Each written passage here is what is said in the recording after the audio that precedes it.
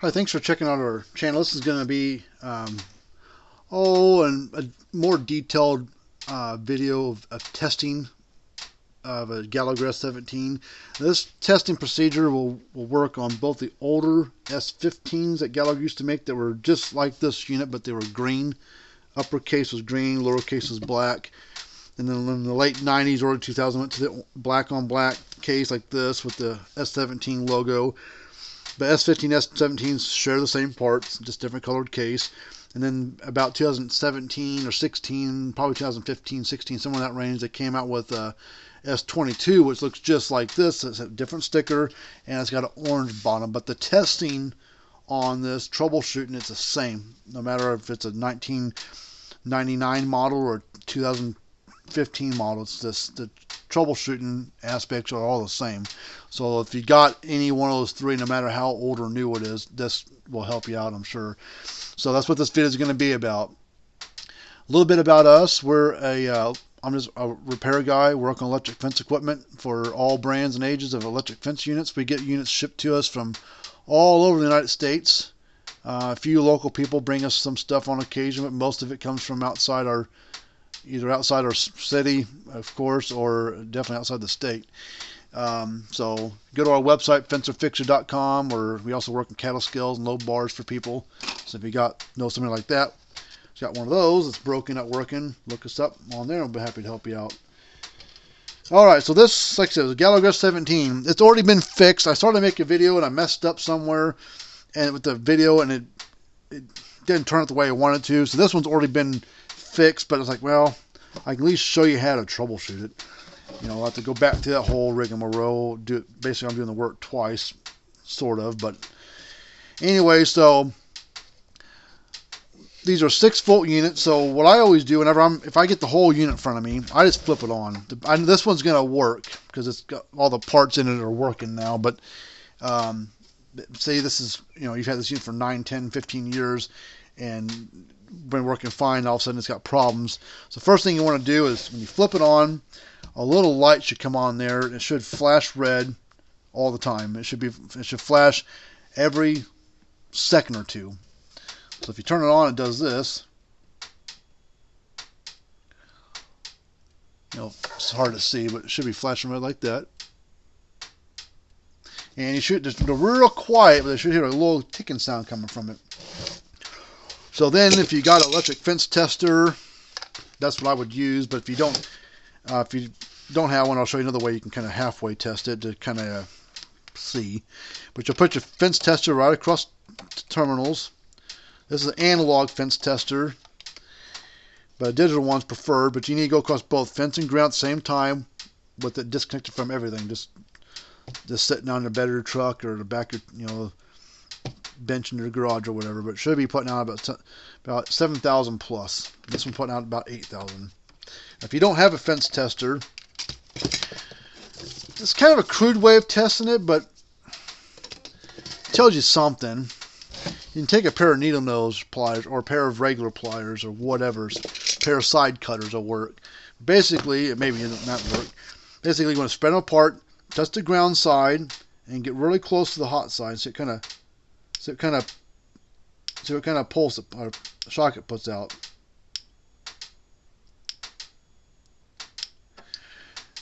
We know voltage wise and everything, it's working fine, but if it's not, we're probably 1/8 of an inch, give or take, maybe a little closer to 1/8 of an inch on the spark gap. So I know from experience what they're supposed to look like because I've done so many of these over the last 17, 18 years. I've been working on these things, but that'll give you tell you roughly maybe what you're working with. If it's a decent spark like that, then unit's probably okay, but you might only be getting 4,000 volts versus the 5 to 7 to 8,000 like you're supposed to get.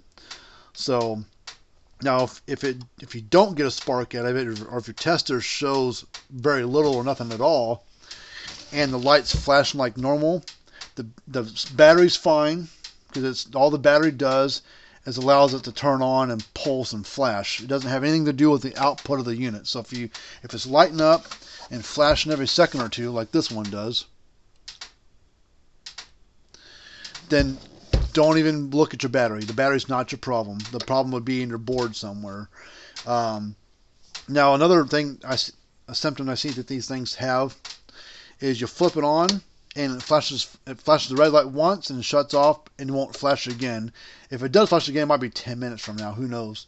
That's usually a sign of a low battery.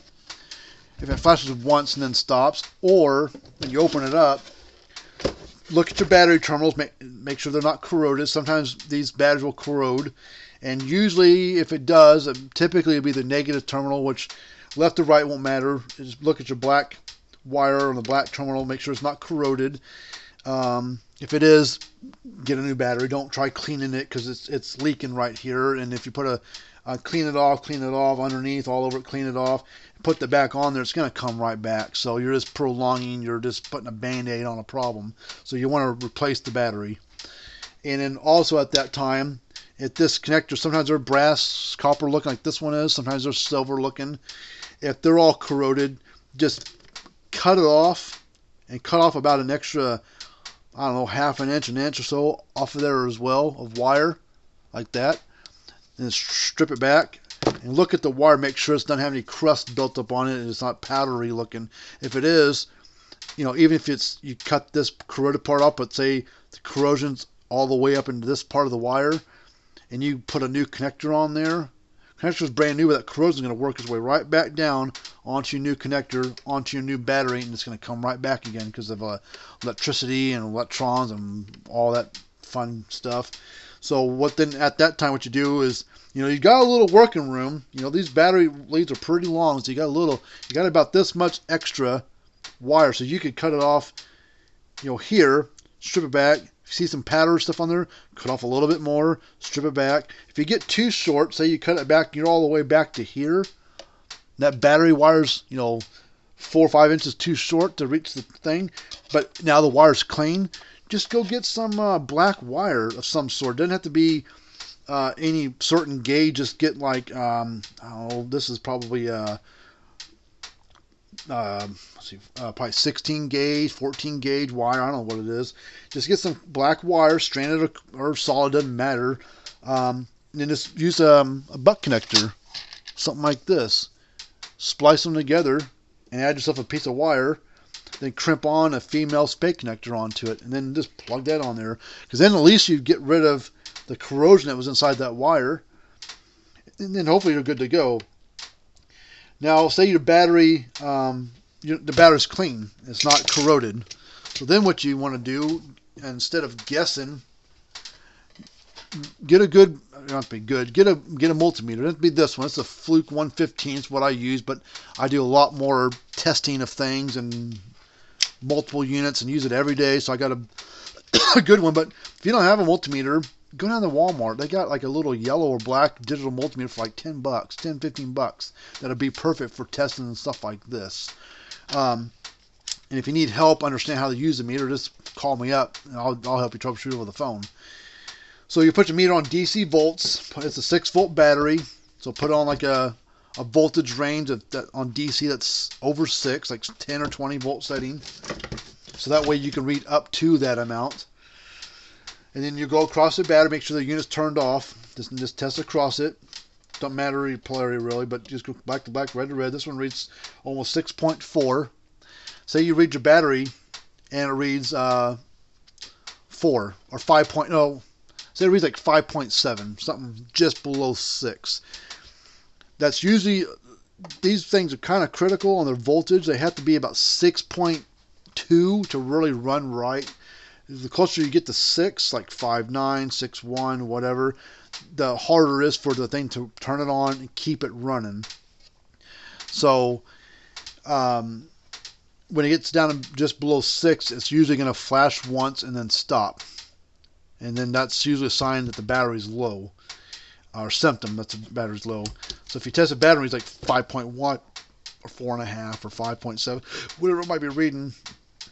Before you go and buy another battery, because it could be a low battery is a symptom of a bad solar panel. Maybe your solar panel is not testing or not charging the battery right. They're not common to go bad, but they're easy to check. And you can use the same meter that you use to test your battery to test your solar panel. And the easiest way to test it, you can unplug the solar panel from the board, but it's really hard to get across that plug. Just unhook your battery wires and you can test right across these battery leads. And these are smaller wattage panels, smaller units, so you don't have to be out in the sunlight to test them. You can be in your garage or your shop or your kitchen, wherever you want to test it at. Make sure the light overhead's pretty bright. It doesn't have to be super bright. And you don't have to tilt it back. You can use it set like this on your table. If you want to tilt it back, you can. It's whatever you want to do. But I pull the leads through the case right down here, kind of halfway shut the lid, so it kind of holds it for you. You can tilt it back, make sure the unit's turned off, and then you can test right across these leads, and you should be getting about 7 volts, 7.2, somewhere in that range. So we're going to test across there. 7.1 is what I was getting. I don't know if that showed up in the video or not. Let me see if I can do this. Come on. There. Reading 7.1. So, so this means I know the solar panel is good because I've already tested it earlier. But if your panel read like nothing at all, or 4 volts or 5 volts, and it's a decent light in the room, then the solar panel is bad, and that's why your battery's bad. So you could you need to install a new solar panel into it, and hopefully, after you get a new solar panel installed, which we stock those, or if I don't have it in stock, I can get you one. It's not a big deal to get a new solar panel for it, and they're really easy to change. I'll just actually show you how to change it if you want. Keep watching. So you open it back up. So when you get a new solar panel, if the solar panel is bad, the old versions back in the 90s, early 2000s, the solar panels were held on with 6 screws. This one's only got 4. That's what they later on, but to just 4 screws. 1 and 2 down here, and 2 up here. They're just regular old Phillips screws. The older ones had 2 over here and 2 over there. They don't use them anymore. Sometimes what you have to do, happens on occasion, is plastic will get brittle over time from sun beating on it.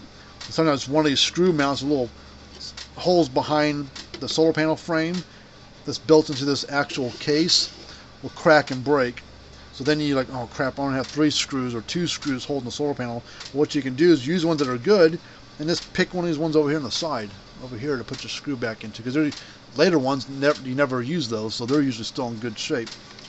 So solar panel is really easy to get out of there. You'll need a Phillips screwdriver, and you'll have to unplug the solar panel. There's a little wire. There are two skinny black and red wires that go up to this little white plug up there. On the S17s and S15s are all up here. The S22s are like over here somewhere. But they all plug and play. They're in the same spot. Just grab a hold of it really close up to that white plug. And just give a little snut, a little pull.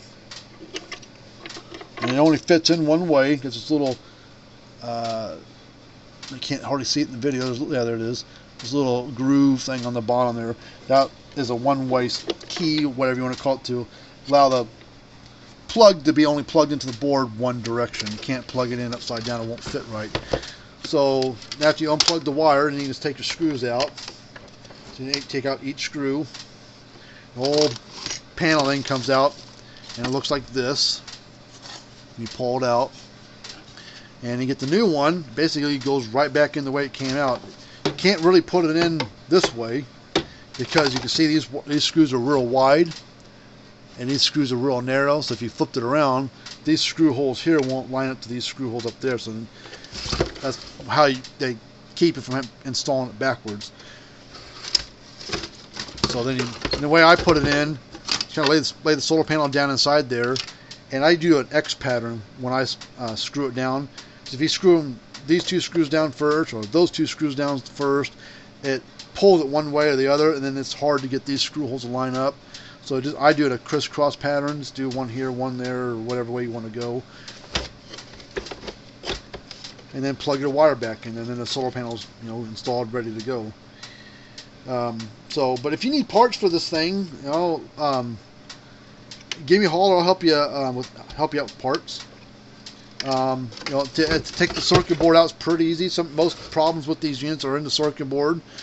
That's what does all the work. So that's what usually the issue with the unit's usually the board, but for whatever reason the board is 13 years old in this unit, and its original board was good. Battery was shot. It was like 0.5 volts on the old battery. This solar panel is only getting like 3 or 4 volts on the panel. Put the new panel in there, and now it's reading like 7, whatever it was. So, so to get the circuit board out, I got a video on YouTube. If you type in Gallagher S17 circuit board, just type it into YouTube. I've got like a 10-minute video or whatever it is, how to pull the board out and how to put the new board in. Pulling the board out is pretty easy. When you unplug all your wires, there's 3 Phillips screws up inside there. There's one there, and one right down there. All 3 are the same size, so pretty easy to get out of there. I usually use an electric cordless drill, but you can use a Phillips screwdriver if you want. And they're usually magnetic, but my bits magnetism's all wore out, so I need to go get my magnetizer and get it rejuvenated.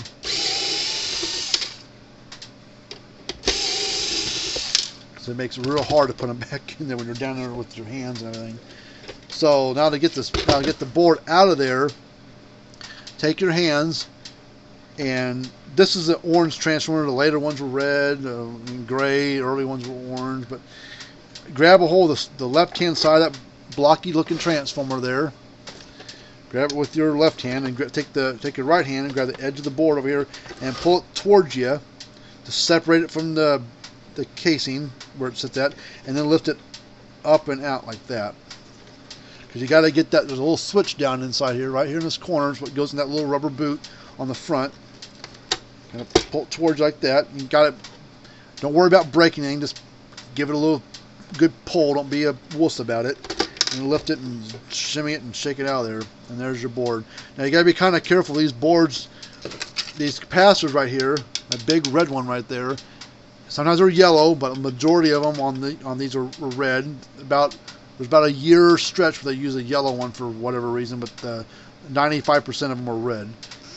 Take a pair of needles. That seems to be the easiest one. Or if you got that Phillips screwdriver that you're using to pull it out with, just go across the 2 solder joints of that capacitor. So just find the 2 solder joints. It's that one and that one, and just short across it like that. That'll discharge the capacitor. Now you can handle the board all day long and have to worry about the stupid thing biting you on accidents. Because I've been bit a few times. Not painful biting me, but you'll definitely drop the board like that. Be scared of it because it'll bite your finger not knowing it was charged up. So that's not a lasting effect. It just kind of hurts for like a half a second. Like, God dang, what the heck was that? So, and it felt like a 9-volt battery going up your hand for a second. So it's not pleasant, but it's not painful. Like, I've been hit a lot harder with other things. So, and to reinstall the board, I'm going to get all these screws out of that fell out. And I need to go magnetize my screwdriver or my drill here. Or if I got my regular Phillips screwdriver, it might be magnetized already. Maybe this one's magnetized. Maybe these screws aren't. Most of them are, but these ones, for whatever reason, aren't. So now to get it back in there, I'll make it look easy, but you'll probably fight it. So I'm going to show you a few tricks. And that other video I was telling you about, the one if you type in Gallagher S17 circuit board on the YouTube, I'll show you the tricks in that one pretty good. See, it goes right in there. I make it look pretty easy. You'll put in there and you'll fighting it. It won't get lined up just right. It won't go in right. And when you get in there, before you screw it down, go around to the front. Make sure your switch goes up and down. It stays up when you push up. It stays down when you push down. Make sure it feels like it's in the little rubber switch holder all the way. So, but the trick is there's 2 little things. There's one here and one right here. Those are like little guides that go into the board. Now when you go to put the board in there, you won't see this one. This one that's right there. You won't see that one, but you'll see this one right here. It goes into this little bitty hole right there. And also you got these two little brass things over here that go to your board for your fence and ground terminals. Make sure that they're straight, not tilted in or out. Don't have to mess with those. Sometimes you can bend them if you need to, but they usually stay put, stay where they're supposed to be. Then when you're looking at the board, this is how I install it because it makes it, I think, easier to install. When you're looking at the board, flip the switch up, and then kind of going like this and turn it like that. But get that switch put in first.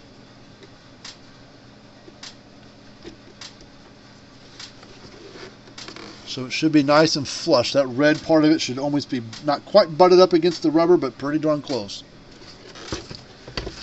And then you can kind of move it left and right a little bit. See, there's a little bit of play there. Get a little wiggle room, and then you kind of look for that little black peg thing to poke that little hole there.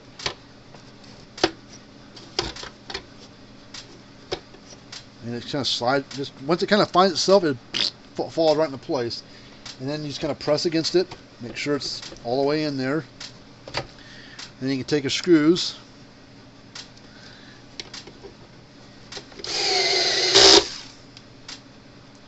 Like I said, all of these are the same size. And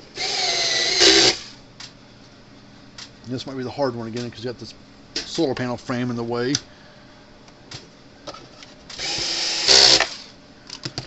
So that's installed. Then take your solar panel wire, plug it in. Take your battery wire, plug it in. Make sure you plug them in the right way. And put the hinge back on there. Make sure the wires aren't hanging out, hitting anything, get pinched in the case.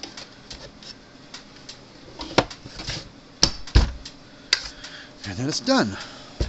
So we've worked on hundreds of thousands of these S17s. They started making them back in 1997 under the S15 name, and they discontinued it in like 2018 or 17. So I had a 20-something year run, 25, 20 year, I don't know, 20 year run, I don't know, long run of this unit. They sold millions of them, so we've worked on a bunch of them.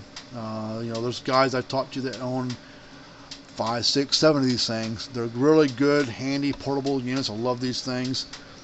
Pretty reliable. Don't have many issues with them. Usually age.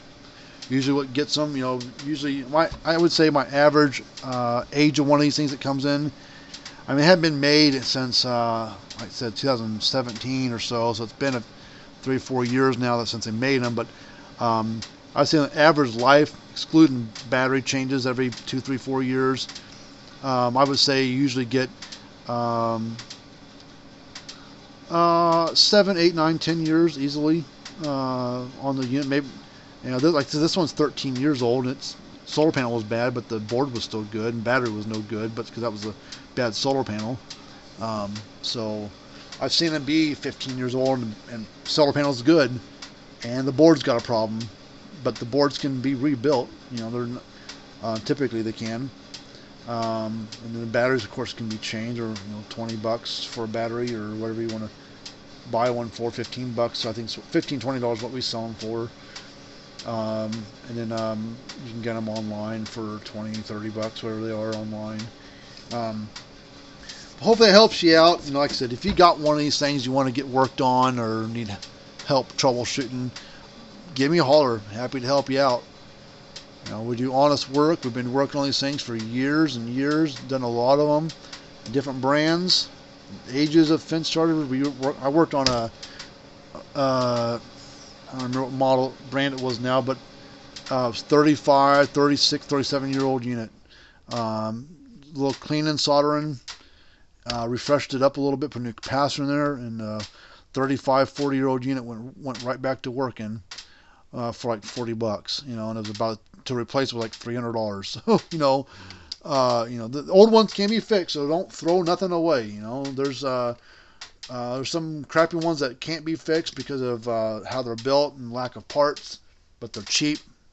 And there's expensive ones that I think are overpriced, and there's expensive ones that are expensive for a reason because they're well built and pay for the quality and the reliability of them. So, all right. Well, if you need any help, with stuff, just give me a call, shoot me a text on that number on the little card I brought up there, or shoot me a message down below if you got any questions. I'll be happy to answer one for you. Until next time, see you guys later.